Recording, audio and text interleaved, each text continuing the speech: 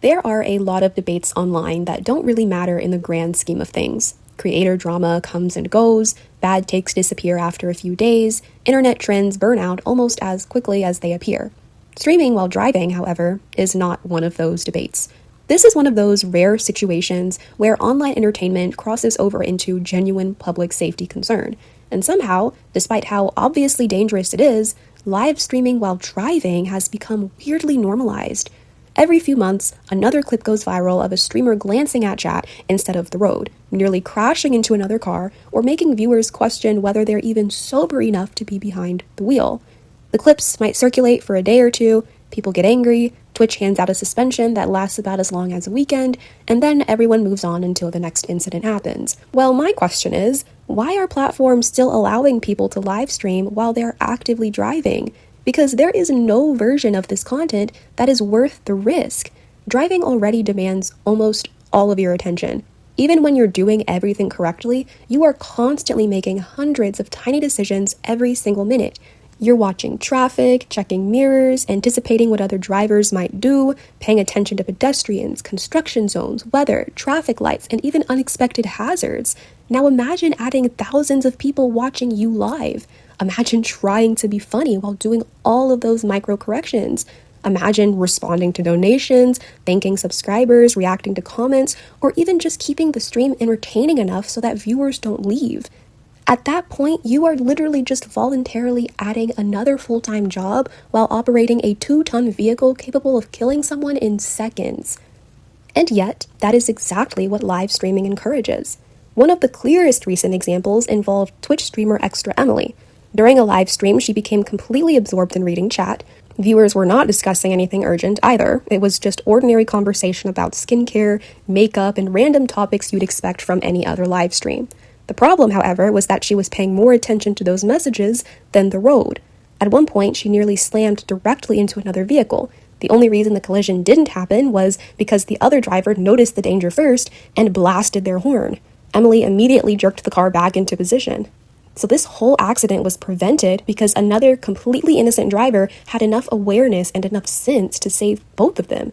That is so terrifying. And also, please remember that these near misses should never be treated as funny clips. People tend to laugh at these because nobody actually got hurt, but that was really just mostly luck. If the timing had been even just slightly different, if another car had been closer, or if someone had been crossing the street, that clip could have looked completely different. Another example came from streamer Rakai, who was recorded scrolling and texting on his phone for more than 10 seconds without looking at the road. 10 seconds might not sound very long until you realize that he was driving. I mean, just imagine, at highway speeds, 10 seconds is hundreds of feet traveled completely blind. Imagine just closing your eyes while driving for that long. I couldn't do it, and I hope you couldn't do it, yet staring at your phone produces almost the exact same result. After watching that clip, I would say the most disturbing part was how normal it seemed. It was almost like driving had become the background activity, while interacting with his phone had become the main event, as if operating a vehicle was just another side quest. I mean, that's the mentality that live stream encourages, because the audience always comes first. Even streamers who recognize the danger often propose solutions that completely miss the point. Some might promise they'll stop reading chat while driving, others might say they'll minimize driving streams. But neither solution actually fixes the problem. People focus on chat because it's the most obvious distraction, but chat is not the only distraction, but it's the performance itself that is. Streaming is not passive. You are constantly thinking about whether you're entertaining enough, you're reacting to alerts, talking to thousands of viewers, watching analytics, maybe telling stories, making jokes, and trying to desperately avoid awkward silence. Even if chat disappeared entirely, your brain would still be split between driving and performing.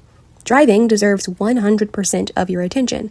Streaming demands a very significant portion of that attention. Those two things simply do not mix. Then, of course, there's the even more disturbing category of incidents involving possible intoxication.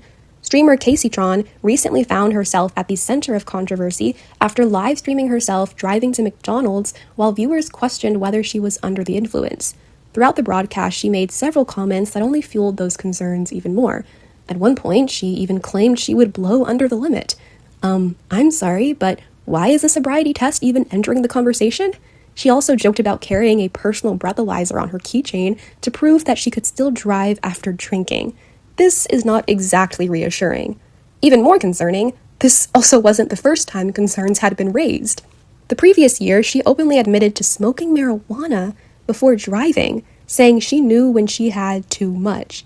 Maybe she believed she understood her limits. Maybe she genuinely thought she was capable of driving safely. Well, that's exactly what impairment is. People under the influence almost always think they're functioning better than they actually are. Nobody who is dangerously impaired believes they're dangerously impaired. That's kind of the point. That's exactly why we have laws instead of personal judgment deciding when someone should or shouldn't drive. Whether someone is drunk, high, or both, the risk is not limited to them. It's every family sharing the road, every pedestrian crossing the street, every cyclist, every parent driving their kids home from school. The consequences are not contained inside the live stream. They're pushed out into the real world. And yet, despite all of this, platform enforcement continues to feel almost unbelievably weak. Extra Emily received only a 24-hour suspension. 24 hours! That is barely a slap on the wrist. That is essentially the digital equivalence of telling someone, go think about what you did. The suspension was shorter than many people take for a weekend vacation. Rakai received a longer suspension after being caught staring at his phone while driving, but even that didn't really seem to change much. The behavior keeps happening.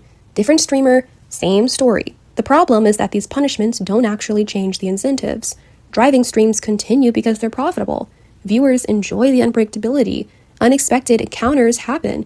Conversations might even feel more spontaneous, and at that point, the content practically creates itself. As long as creators continue earning views, subscribers, donations, and engagement from driving content, there's very little motivation to stop voluntarily, especially if the worst possible consequence is taking a day off. Platforms often describe safety as one of their highest priorities, but their actions tell a very, very different story. If safety truly came first, streaming while driving would not exist as a content category at all. It's actually really strange when you think about it. Most platforms have detailed rules covering harassment, nudity, copyright, scams, and dozens of other violations.